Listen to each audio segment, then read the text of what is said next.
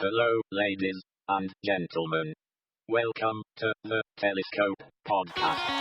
Thank you for listening. What's up, everybody? Everyone in this place, if you could do a handstand, I want to see your feet up in the air right now. Wave them around, that's right. Woo! We're the hype. Hello, welcome to the Telescope Podcast. My name is Matthew Seipel Anderson. We're looking at culture through the spyglass of faith, and it is back to school time. Are you excited? Parents are excited. Kids are kind of mixed. Most of them are like bumming because summer vacation is over. You know, I do youth ministry at my church, and I'm actually always surprised at how many students really look forward to school. So anyway, if that's you, good for you, because it's right around the corner if it hasn't happened already. I remember being in school way back in the day, and the first day of school was always kind of anticlimactic, if I remember right. I remember always looking through all the new clothes I had and picking out the coolest outfit and wearing that outfit to school the first day, because you were going back, you're going to meet all those people that you know them, but you're not really close to them, acquaintances and whatever. And you wanted to make that good first impression, so you wanted to look fly, especially when you got like in junior high. I can't believe I just used the word fly. I never used the word fly. I don't know. Anyway, you want to look good, especially as you got into like junior high, high school, right? You start getting the flirtation going on, and you know that the ladies are going to be looking at you, in my case. And then in my case, looking past me as the, football players walk by. But whatever, you still want to look good. You want to look your best.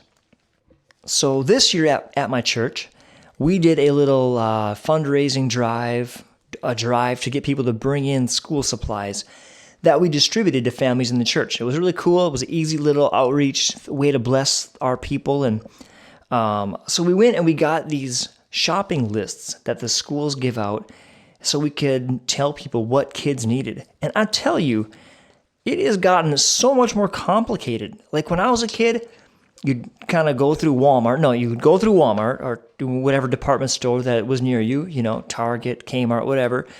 And you just kind of cruise through the school supply section. And I remember it kind of being up to me.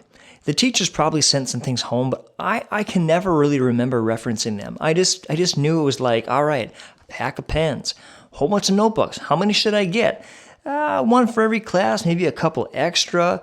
I'll get some pencils. Those are handy for like certain things. Folders, got to have a folder, like one per class, and you just throw stuff in the cart and take it home and hope you had everything. And then you just counted on the fact that the teacher would probably tell you, oh, you need this certain thing. But man, I never remember putting much thought into that as a kid. And I never remember my parents stressing out about it either. But I got a hold of this list. I'm telling you, these lists are crazy. Here's a fourth grade list for a school in Duluth, Minnesota, where I'm from. 10 solid color, single subject, wide ruled spiral notebooks. Do not label. Like, that's a lot of descriptors for a notebook. Couldn't they just say 10 notebooks? No. Very specific. 10 solid colored pocket folders with clasp inside. 5 boxes of 12 count plain yellow number 2 pencils. Apparently, what would that be? 60 pencils is the magic number. That's how many your kid needs. 60. 59, not going to cut it. You'll fail your SATs because you won't have a pencil.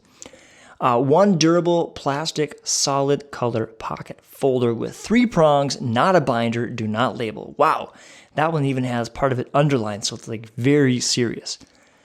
1 vinyl, 2 pocket folder with prongs. 1 package of crayons or colored pencils, 1 black permanent marker, 1 pair of age-appropriate scissors. So like you can't grab your little brother or sister's scissors, the kind that don't cut hair. By 4th grade, you're ready for like real scissors. Like, son, these are man scissors. Use them with pride. With great power comes great responsibility. 3 large boxes of Kleenex. 2 small glue sticks. Now, here's something I found really interesting. In 4th grade, you need 2 small glue sticks.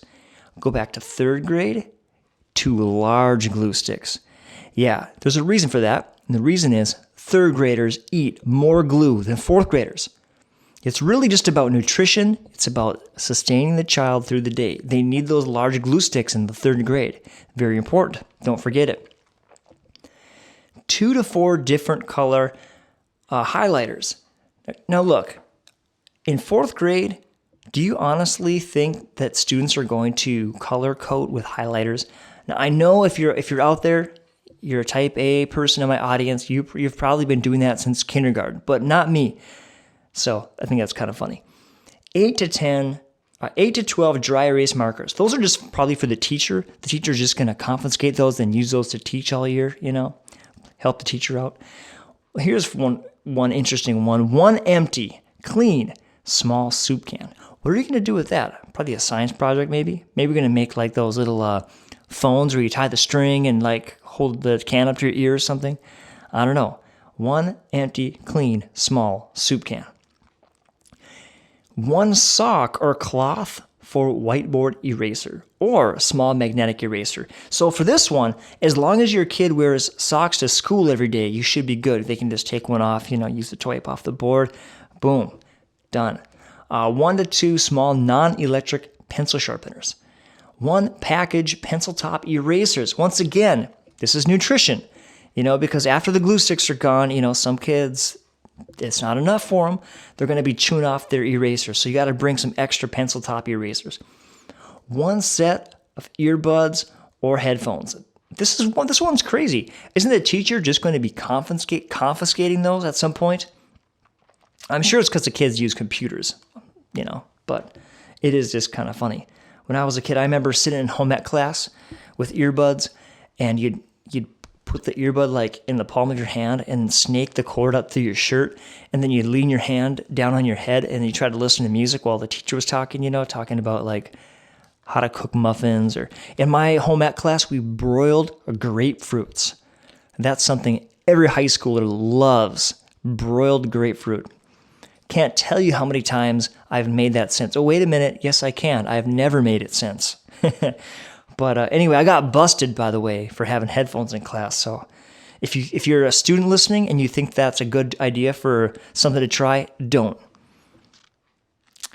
You could probably buy like flesh-colored earbuds, though, and then maybe take a marker and draw a black dot, so it looks like your ear hole. That's a good idea. You might want to consider that. Finally, it says 1 package of lined paper. And since you're already buying notebooks, I don't really know why you need the lined paper, except for that, teachers want you to be ready in all circumstances. And sometimes a spitball fight breaks out. Sometimes you want to throw a paper airplane, or, if you can't text, you want to write an old school note to pass. You need extra paper, then you don't have to be tearing paper out of your real notebook. The thing with the start of the school year is that it just happens so abruptly. I always remember that. One day you're sleeping in, you're staying up late watching movies, you're having sleepovers, and the next day, boom, you're just back in school. It happens so abruptly. But isn't that the way of life? That seasons in life change super fast. If you look at the life of all the big Bible characters, you think of classic Bible characters like Moses, right? Seasons in his life changed so fast. He went from royalty to being an outcast, to being a shepherd, to finally being a leader, to being a savior of his people. King David, same thing, or a similar thing, went from being a shepherd to being a hero after he killed Goliath, to then becoming a fugitive on the run from King Saul, his former boss and best friend's dad. Finally, he became a leader over a group of guys. Finally, he became a leader over a tribe, and then finally he became the king. But these different seasons just can shift, or they tend to shift so fast. And even in the life of Jesus, right? He just was like this unknown dude, son of Mary and Joseph. And then he went through a time of prayer and fasting, and he came out of that full of power and became a famous preacher around Israel. And then he found himself falsely accused on death row. And that would be pretty trippy, right? To be going from being this famous person to being falsely accused to being on death row. And finally, obviously, the most powerful one in his life was going from being dead to being alive and resurrected. And the takeaway of this idea that seasons change so fast is just to remember that seasons change fast. So if you're in a great season, enjoy it. but prepare for the time when that season might change. If you're in a terrible season, have some hope and some faith that your season will change, that things can change, and think and pray and look for what you can do to get out of that season. Don't prolong it on purpose, but understand that things change in life. Things have a way of changing. So here's some advice that my pastor gave. He actually gave a sermon about seasons a while back, and it really stuck with me. His first point was recognize your season. Just recognize. So, you ever seen somebody who doesn't dress age appropriate, right? They're like not fitting into the youth clothes anymore. They should update their wardrobe to be more age appropriate. They're stuck in the past. They're not recognizing their season. If they embraced the season of life they're in, if they were like, you know what?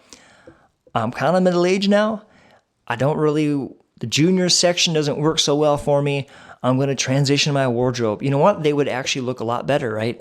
And they should recognize their season. You should embrace your season. And that's another thing, don't look at what you don't have, look at what you do have and embrace that. Make a mindset shift. Shift your paradigm, shift your mindset. And you'll be a lot happier if you can just recognize the season you're in and embrace it. An example in my life is I have small kids. So there are things that were easy when we had no kids, and I could spend my time now wishing for that old season. And then I would just be miserable with this new season, which is full of this amazing things that come with raising kids. I mean, it's a really great season that I'm in, but I have to recognize it. I've got to embrace it. Otherwise, I'll be miserable. And the next thing is prepare for change. Prepare for change, because there's that cliche saying, the only constant is change. Change happens. And so prepare. There's a great proverb. I'm not going to quote it exactly, but it says, a wise man sees evil approaching and steps aside. So look ahead, think ahead at what's coming, and do some planning, and man, your life will be a lot better. Hey, I'm going to just leave it at that. Thank you for listening. Good luck, students. Good luck, parents, with the new school year. I look forward to lots of new podcasts throughout this year. If there's any topics you want me to talk about or throw into a podcast, go ahead and post them on our Facebook, The Telescope Podcast. I'm on Twitter, MSA_music. And my website is mysaviorsanthem.com. You can find out everything I'm doing with music and a little bit of writing and podcasting and all that stuff. You can find it all there. That's my hub. So mysaviorsanthem.com. Thank you so much for listening. I really appreciate it, and talk to you again soon. Bye.